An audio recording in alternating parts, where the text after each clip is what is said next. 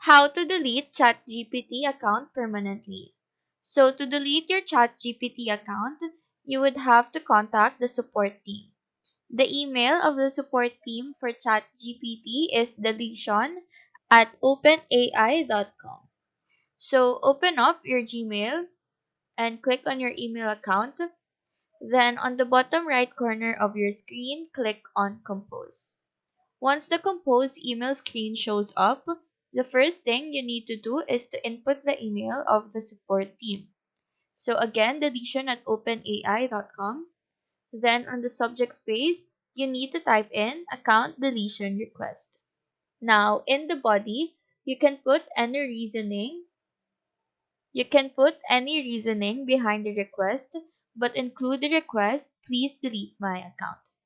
You can also send it with just the please delete my account sentence.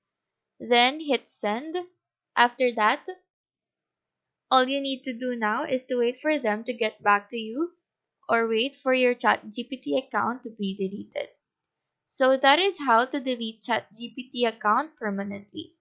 Do let us know if this video helped you out, and if you have any questions, feel free to drop them down below. Thank you for watching and have a nice day.